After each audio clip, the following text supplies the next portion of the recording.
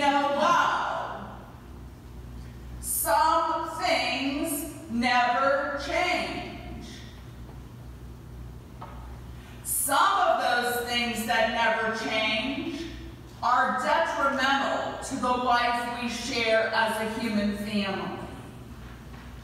The psalmist points out the corruption, the abominable deeds, and the lack of doing good on the part of the godless. The lament goes on to point out that going astray, being perverse, and doing evil are not acceptable in God's sight.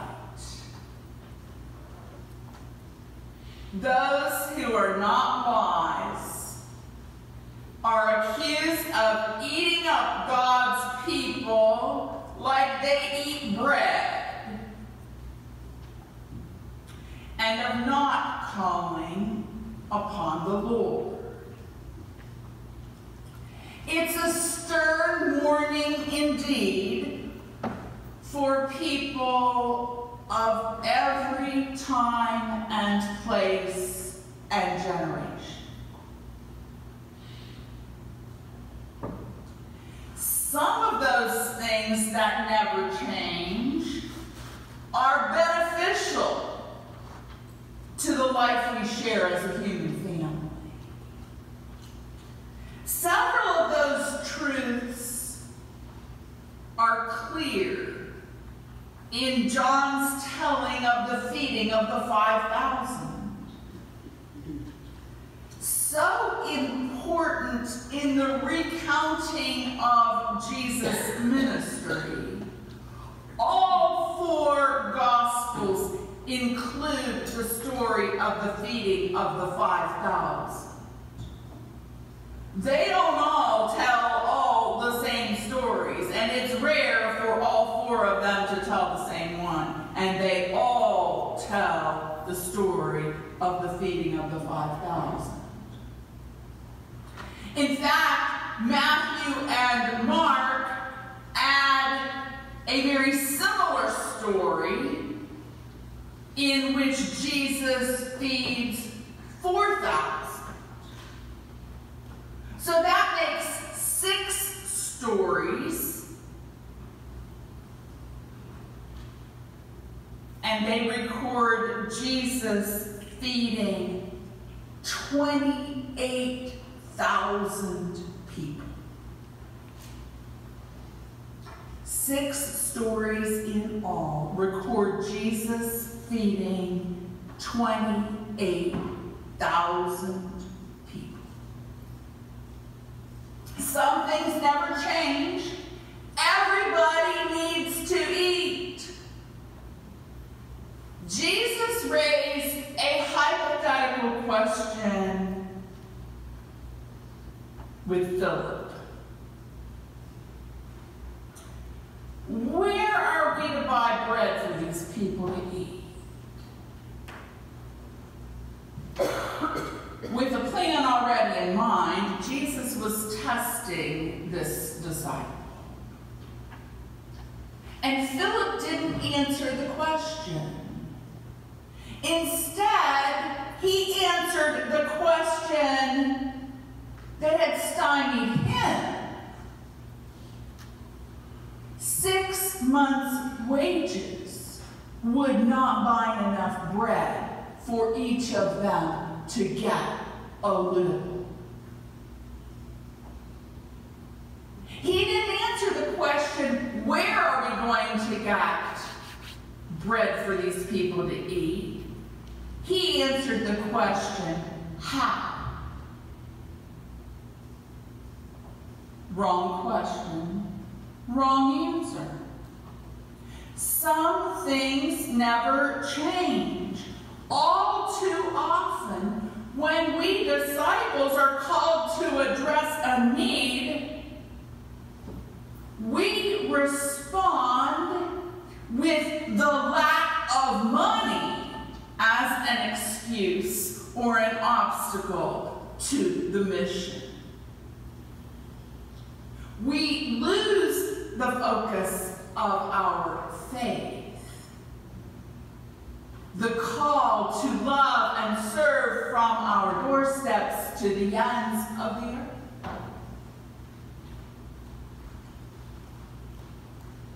But some things never change. Kids have some of the biggest hearts. This morning, 2 stories about 2 kids and 2 causes close to the heart of Washington Avenue Christian Church. Last Sunday, Jacob Eby was back here in church while in the area visiting his grandparents, Gary and Carol McIntyre. He heard Susan Mathis share the plight of the children and youth served by Cleveland Christian Home. And he decided to do something about it. He had received a belated birthday card containing a $10 bill over the course of the weekend.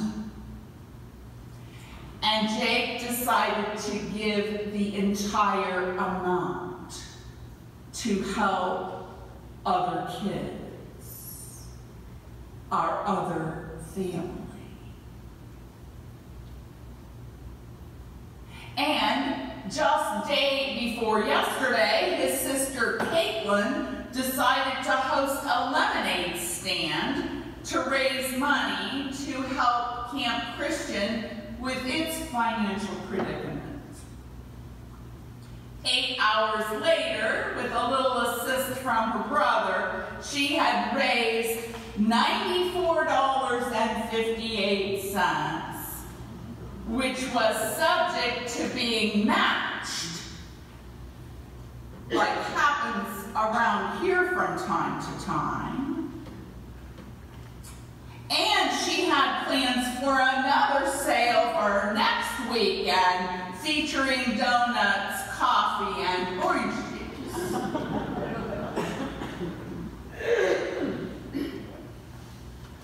Another big-hearted kid was part of the big picnic described in John's Gospel. Andrew reported to Jesus, "There's a boy here who has 5 barley loaves and 2 fish." But they won't make a dent in feeding this crowd, will they, Jesus? Instead of saying, "I'll show you," Jesus said, "Make the people sit down."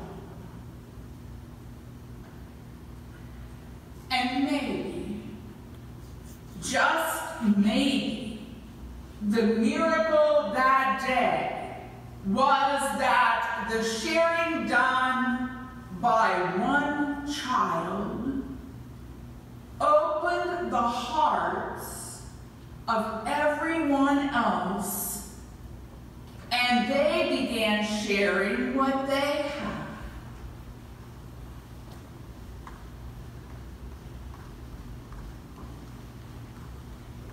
Will we be inspired to generosity by Jacob's giving the entirety of that birthday gift? By Kate's efforts selling lemonade and chips? By kids' coins totaling $1,441 and change? And by a boy who shared his lunch?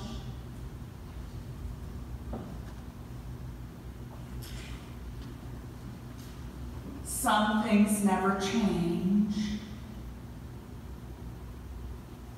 but the kids touched by the ministries of Cleveland Christian Home, Camp Christian, and Washington Avenue Christian Church are not among them.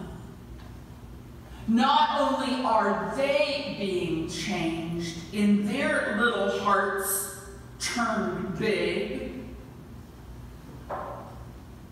but they are changing the world. Some things never change. Jesus still cares that everyone in the world has enough to eat. The psalmist responds to those who confound the needs of the poor by saying, "The Lord is their refuge." Jesus still cares that everyone in the world has enough to eat. Jesus still calls his disciples to give people something to eat, to bless them with fresh bread and clean water. If we care a whit about Jesus, we have to care about the poor and hungry, for whom he exemplified an extra measure of care. Some things never change. The God of abundance is a God of miracles. It's not that there's simply enough. There is more than enough. In the 6 stories of Jesus feeding the multitudes, there are leftovers galore. That's what happens when love motivates us to give. There are leftovers galore. For, according to Jesus, the measure you give will be the measure you get back.